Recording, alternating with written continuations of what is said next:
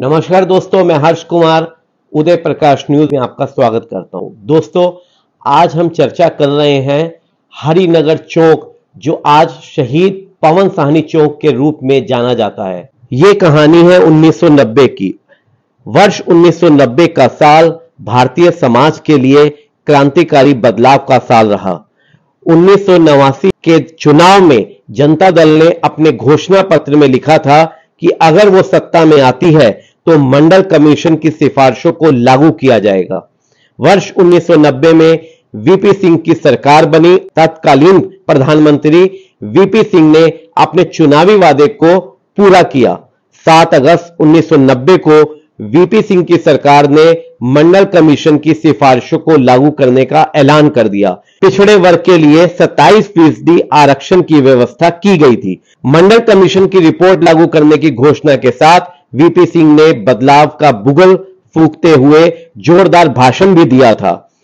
तत्कालीन प्रधानमंत्री वीपी सिंह ने कहा था कि हमने मंडल रूपी बच्चे को मां के पेट से बाहर निकाल दिया है, अब कोई माई का लाल इसे मां के पेट में नहीं डाल सकता। यह बच्चा अब प्रोग्रेस करेगा। मंडल कमीशन की रिपोर्ट लागू होने के बाद देश भर के विद्यार्थियों ने इसके खिलाफ जबरदस्त प्रदर्शन शुरू कर दिया। देश में राजनीतिक भूचाल आ गया। इसी दौरान दिल्ली के एक नौजवान जो साहनी परिवार के सुपुत्र थे, पवन साहनी जी, जो हरिनगर के निवासी थे और माता चंदन देवी हॉस्पिटल में कार्यरत थे, वो कुछ अपने दोस्तों के साथ आईने मार्केट घूमने गए, जहां एक गोलीकांड हुआ और उस गोलीकांड का वो शिकार हो गए। आइए अब हम सीधे बात करते हैं साहनी परिवार के सदस्य और जाने माने वरिष्ठ पत्रकार और साहनी टाइम्स के संस्थापक संपादक आदरणीय श्री परवेज साहनी जी, जो पवन साहनी जी के बड़े भाई हैं और जिन्होंने इस पवन साहनी चौक को बनाने में हरिनगर का नाम, हरिनगर जो चौक है उसका नाम बदलकर शहीद पवन साहनी चौक रखने में जिन्होंने अहम भूमिका निभाई।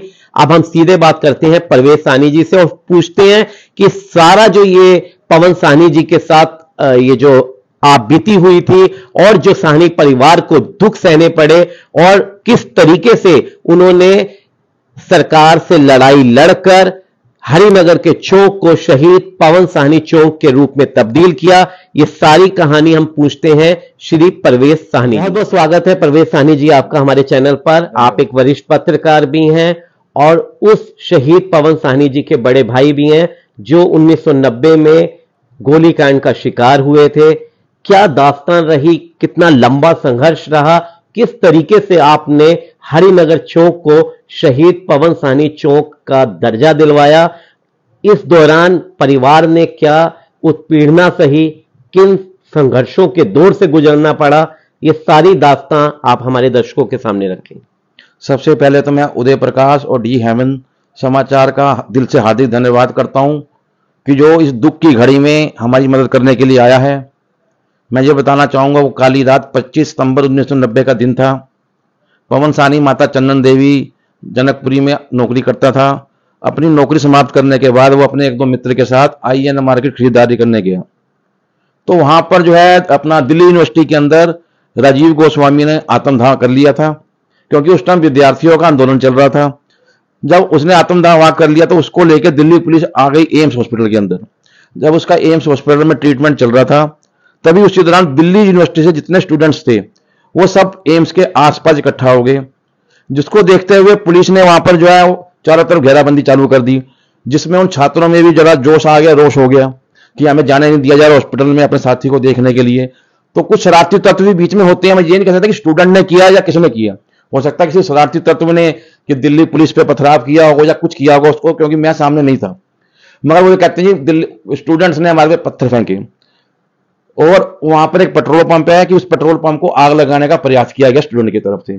तो उसी दौरान उन्होंने वहां फायरिंग की। फायरिंग से स्टूडेंट तो आगे पीछे हो गए। तो पवन साहनी मतलब जो पेट्रोल पंप के सामने गली आती है और वहीं से सफदरजंग का स्टैंड पड़ता है, बस स्टैंड, वो बस पकड़ने के लिए वहां आ रहे थे। तो सीधा दिल्ली पुलिस की गोली जो है उसकी गर्दन को आर पार करती चीर करती हुई निकल गई। उसके बावजूद भी वहां पर जब अफरा तफरी मची, दिल्ली पुलिस नहीं आई। जो उसके साथ उसके दोस्त जा रहे थे, हैप्पी डोगरा हैं, एक और थे, मुझे नाम नहीं याद नहीं आ रहा, वो लेके उसको कंधों में उठा के 2-3 लड़के सफदरजंग हॉस्पिटल लेके गए, खुद उठा के। दिल्ली पुलिस ने कोई मदद नहीं की, कोई लेके नहीं गया। जब हॉस्पिटल में लेके गए तो जब डॉक्टरों ने देखा, उन्होंने एट द स्पॉट कह दिया कि खून ज्यादा बहने के चक्कर में इनकी मृत्यु हो गई। जो साहनी परिवार को ये दुख की घड़ी जब साहनी परिवार में आई, तो उसके बाद आपने किस तरीके से, उस परिवार ने उसको लिया और इस पर किस तरीके से कार्रवाई की गई? जिस समय 25 सितंबर को उसकी जो है हत्या कर दी गई थी, वहां हम तो हत्या मानते हैं, हमने सब हर जगह कंप्लेंट ठोक रखी है, हत्या कर दी गई थी। मुझे खुद यहां से हरिनगर से अरेस्ट कर लिया गया था और मुझे तिलंगना थाने में बंद कर दिया गया था। उसके बावजूद मतलब कि जब जिस टाइम डेड बॉडी भी हमें नहीं दी गई थी, उसके बावजूद हरिनगर के जितने भी हमारे सम्मानित लोग हैं, हर पार्टी के, सबने इकट्ठे होकर ही वहां पर चारों तरफ जो है हमें बिना बताए खुद चारों तरफ से जो कपड़े पे लिखकर पेंटर से करवा के चारों तरफ शहीद पवन साहनी चौक लिख के टांग दिया गया। जब उनके हमने देखा टंगा हुआ, उसके बाद थोड़े टाइम बाद हमने देखा वो फट गए, हवा तूफान में फट गए। फिर मैंने जो है हमने आरडब्ल्यू के माध्यम से, जो आरडब्ल्यू हमारी सी ब्लॉक हरिनगर की आरडब्ल्यू के माध्यम से हमने उस तत्कालीन जो उस टाइम की कांग्रेस सरकार थी दिल्ली एमसीडी के अंदर, राम बाबू शर्मा जी दिल्ली के अध्यक्ष थे कांग्रेस के, तो उनसे हमारी मुलाकात हुई थी। तो उनको हमने ये बताया कि ऐसे ऐसे है, तो उन्होंने फिर इन लोगों को कहा कि ये काम क्यों नहीं किया जाता। तो उन्होंने ये भी कहा कि इस इलाके में निगम पार्षद कांग्रेस का नहीं है। तो उन्होंने जब भी राम बाबू जी ने उनको कहा कि निगम पार्षद नहीं है, हाउस तो आपका है, मेंबर्स तो हमारे पास है, तो उसको अप्रूव क्यों नहीं करते। जब जाके इस सदन के अंदर क्वेश्चन लगा और वो पास हो गया। उसके बाद जो एमसीडी काम करती है, छोटा बोर्ड लगा देती है, पत्थर नामकरण कर दिया गया। और उसके बाद 2012 के अंदर वो चौक जो है पीडब्ल्यूडी के पास चला गया। पहले नगर निगम के पास था, फिर चला गया पीडब्ल्यूडी के पास। जब पीडब्ल्यूडी के पास गया, हमने बड़ी कोशिश की कि यहाँ भी पीडब्ल्यूडी पे क्यों नहीं आ रहा नाम, क्योंकि पीडब्ल्यूडी पे फिर हमने उसके बाद जगदीप सिंह विधायक बने, उनको भी लिखा, वो भी उनको भी समझ नहीं आया। उनको भी पीडब्ल्यूडी के अफसरों ने बेवकूफ बनाना चालू कर दिया कि ये पास नहीं है, वो नहीं है। फिर जब मैं एलजी हाउस में एक डेडिकेशन लेकर एलजी हाउस गया, जो वहां से इनके ऊपर कार्रवाई हुई पीडब्ल्यूडी वालों के ऊपर, तो जब जाकर इन्होंने जगह जगह आप देखेंगे कि जो है द्वारका मोड़ से आगे आ जाएं, फिर जनकपुरी साइड से आए या तिलक नगर से आए, तो जब जाकर इन्होंने हर बोर्ड के ऊपर शहीद पवन साहनी चौक किया जी। और मैं आज की डेट में भी हमारे संजय पुरी जी को सब जानते हैं, जो एमसीडी के चेयरमैन भी थे, वो पीजीसी के सदस्य थे संजय पुरी जी, आम आदमी पार्टी सरकार में अभी। तो मैंने उनसे टाइम लिया, मैं उनके पीजीसी ऑफिस गया अपने लोगों को लेकर, तो उनके आगे मैंने बीएससीएस के बारे में भी लिखा कि वहां लिखा था हरिनगर घंटाघर, बीएससीएस के एड्रेस के ऊपर। तो तब उन्होंने उसी टाइम अफसरों डेट दी, अफसर बुलाए और उनको यह कह दिया गया कि महीने के अंदर अपने हर जगह हर रिकॉर्ड के अंदर शहीद पवन साहनी चौक किया जाए, और वो हुआ।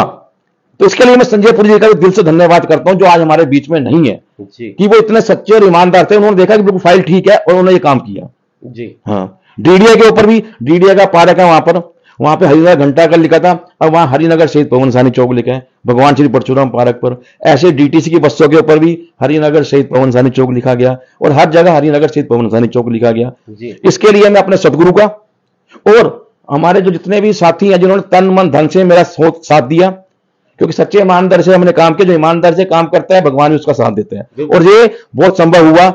यहां तक कि इस काम के अंदर मुझे बड़ी मुसीबतें झेलनी पड़ी। बोर्ड लगता था, कोई बोर्ड तोड़वा देता था, सरकार बैनर लगाती थी, बैनर हटवा दिए जाते थे, हमें पता कौन हटवाते थे। उसके बावजूद हम अफसरों को कहते थे, अफसर 2 लगाते थे, वो 1 फाड़ते थे, हम वो 2 लगाते थे। यहां तक कि बीजेपी की निगम पार्षद ने एमसीडी हाउस के अंदर यह मुद्दा भी उठाया कि इस नाम को बदला जाए। एमसीडी में जब मुद्दा उठा तो उन्होंने कहा कि जब हमारे पास रोड नहीं है, ये वाली दिल्ली सरकार के पास रोड है, तो हम कैसे बदल सकते हैं। ऐसी ऐसी सोच यहाँ के प्रतिनिधियों के अंदर है, अब आप खुद सोच सकते हैं जी। तो आप वरिष्ठ पत्रकार भी हैं, और जहां तक मैं आपको जानता हूं कि साहनी परिवार कांग्रेस डिवोटी एक परिवार माना जाता है लोगों की नजर में, तो क्या कहीं आपको ऐसा लगा कि कांग्रेस का ठप्पा लगने से आपको राजनीतिक नुकसान भी झेलना पड़ा इसमें? देखो, वो तो हम झेल रहे हैं अभी तक। जो आज की डेट में मुआवजा नहीं मिल पाया हमें, वो यही शब्द है कि ये कांग्रेसी परिवार से है जी।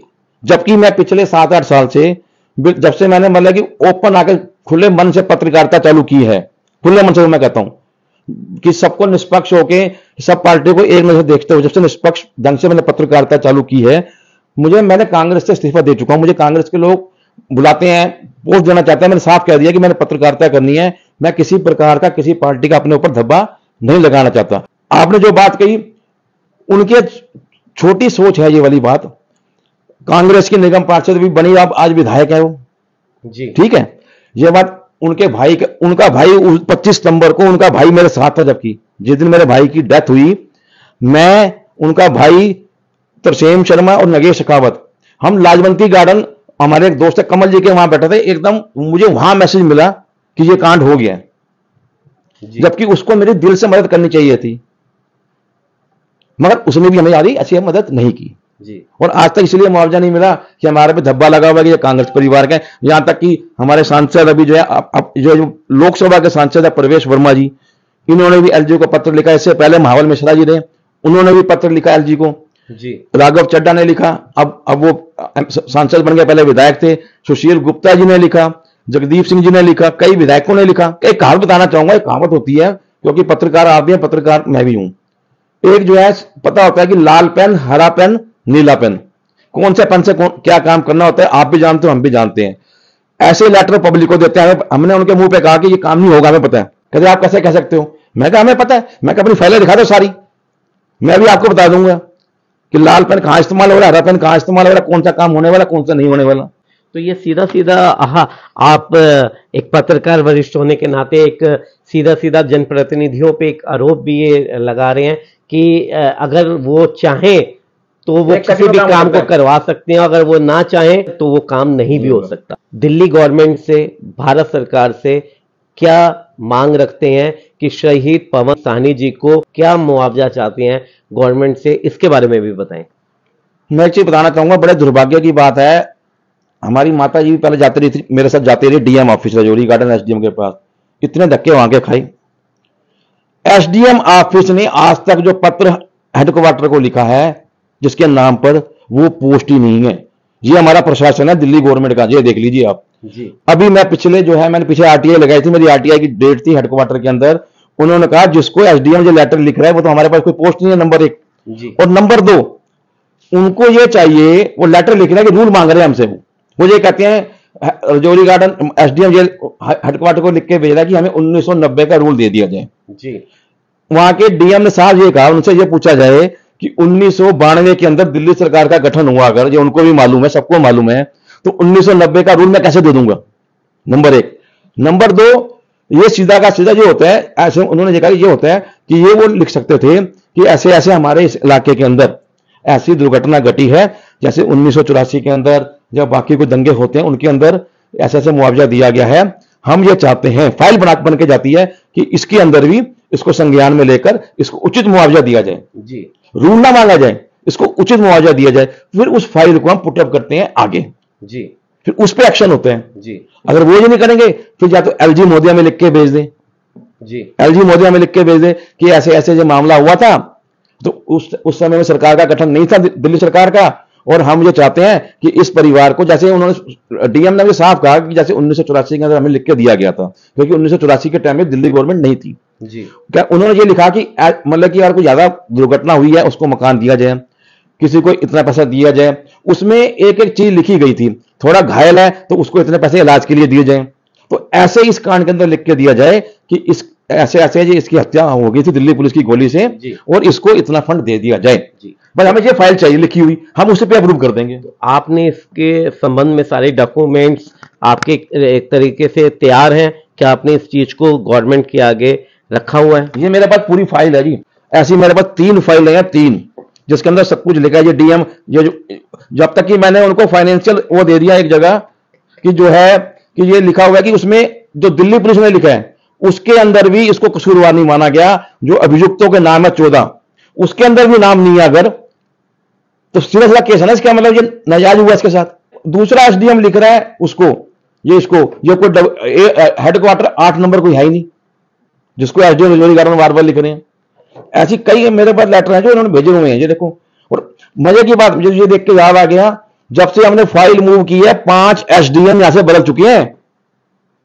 5 एसडीएम यहां से, ये रंजीत कुमार सिंह जी, ये आशीष कुमार जी। प्रक्रिया कब से शुरू की थी आपने? प्रक्रिया तो हमारी ये देख लो 1991-92 चल रही है हमारी जी। ये उस टाइम का, ये देखो, ये जिस टाइम अखबारों में आया उस दंगे को क्या नाम दिया जाए, ये उस टाइम की जो नेता लोग हमारे घर में आए, ये हमारी कटिंग वहां की है। और उस टाइम तो पवन की कुर्बानी बेकार नहीं जाएगी। और जबकि एक उस टाइम हमारे एक आर्य समाज के नेता थे, आर्य समाज, उसमें दिखाता हूं मैं, उसमें उन्होंने स्पेशल इसमें कहा था कि इनको उचित मुआवजा दिया जाए। अब हमारे फादर ने उस टाइम कहा कि बहू क्या चारे अगर होते हैं, बहू अगर कह देती है कि मेरी हत्या जो है सास ससुर ने की है तो उसको अरेस्ट कर लिया जाता है। कि जब खुलेआम उसने ये कहा कि जो मर्जी हो जाए मैं लागू करूंगा, जब हम कह रहे हैं कि मेरे बेटे का हत्यारा बीपी सिंह है, तो उस पर कार्रवाई क्यों नहीं की गई? ये उस टाइम के अखबारों में दिया गया है। ये शोक सभा, ये रखो, ये अग्निवेद जी, उन्होंने लिखा कि वो हमारे घर है, उन्होंने कहा कि इस छात्र को मुआवजा दिया जाए, जो आर्य समाज के नेता थे। पुलिस की उस दिन 2 व्यक्ति मरे थे, देवेंद्र भी साहब, जिसकी बाद में डेथ हुई थी। वो प्रधानमंत्री को ना बताओ, देश को कीमत चुकानी पड़ेगी, आनंद बोध सरस्वती, आर्य समाज, उन्होंने भी इसमें मुआवजे की बात की। जी। तो कहने का मतलब आपसे शुरू से ही जो आपके साहनी परिवार से जुड़े हो, चाहे वो मानवता के आधार पर जुड़े हुए हो, सबने ये डिमांड रखी है। माता चंदन देवी में नौकरी करता था जी, प्रोग्राम होते रहे माता चंदन देवी हॉस्पिटल में जी। ये माता चंदन, क्योंकि कईयों ने कह दिया स्टूडेंट था जी, ये स्टूडेंट था, क्या करने गया था? स्टूडेंट था ही नहीं, स्टूडेंट मैं था, मैं पढ़ता था दिल्ली यूनिवर्सिटी में।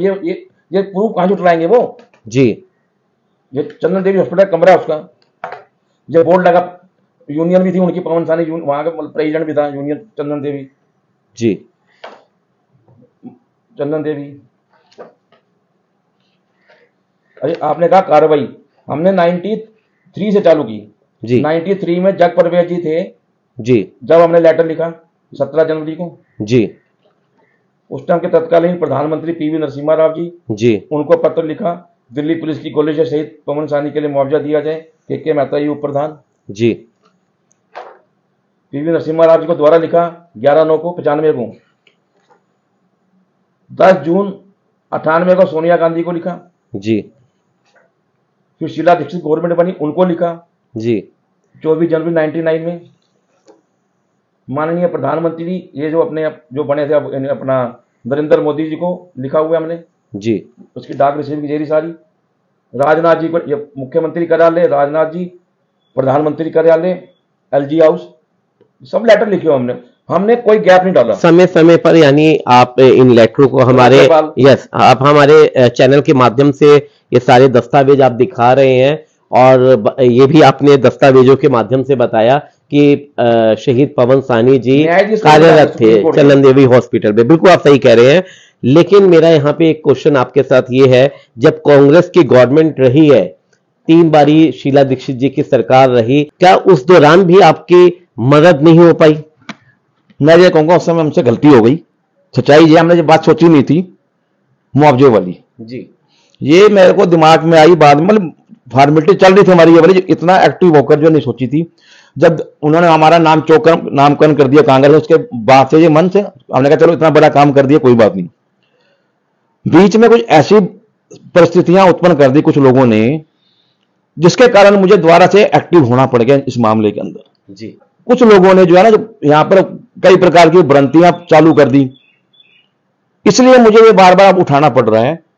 मैं तो चौक को ही भूल चुका था, जब एक बोर्ड लग गया ठीक है, मैं पीडब्ल्यूडी के पीछे भी ना पड़ता, वो 2012-13 के बाद ही पड़ा मैं, जब लोगों ने अफवाहें फैलाई, कुछ किया। अफवाहें किस तरीके की? कि कोई कहता रहा जिसने आत्मदाह किया है, हरिनगर में मरे, लोगों को यही नहीं पता, नेता लोग बन गए, प्रतिनिधि बन गए यहां से, तो उन्होंने कई बातें की। इसीलिए मैं कहा अच्छा इतनी बात है, कोई बात नहीं, भगवान हमारे साथ है, तो इसके लिए ऊपर कोई कार्रवाई की जानी चाहिए जी। तो आपका बहुत बहुत शुक्रिया हमारे साथ जुड़ने के लिए। तो दोस्तों, ये थे शहीद पवन साहनी जी, जिन्होंने जो शिकार हुए 1990 में एक गोलीकांड का, और साहनी परिवार को ये दर्द जो मिला, जो ताउम्र इस साहनी परिवार को रहेगा। लेकिन उनके जो बड़े भाई परवेज साहनी जी, भले ही वो कांग्रेसी रहे हो, और जिस तरीके से उन्होंने अभी बताया है कि 7-8 साल पहले वो कांग्रेस से रिजाइन दे चुके हैं और एक पत्रकार के रूप में निष्पक्षता के साथ वो पत्रकारिता को कर रहे हैं। सभी जनप्रतिनिधियों का सम्मान करते हैं, सभी पार्टियों का सम्मान करते हैं और साहनी परिवार की ये भारत सरकार से, दिल्ली सरकार से, एलजी से ये दरख्वास्त है, ये उनकी मांग है कि शहीद पवन साहनी चौक तो किया गया, वो तो सही हुआ ही है, परिवार को जो सांत्वना के रूप में ये मिलना चाहिए था वो मिला। साथ ही साथ जो मुआवजे की ये मांग कर रहे हैं इस पर भी सरकार गौर फरमाए, ऐसी हम आशा रखते हैं। मैं हर्ष कुमार, उदय प्रकाश न्यूज से आपका धन्यवाद करता हूं।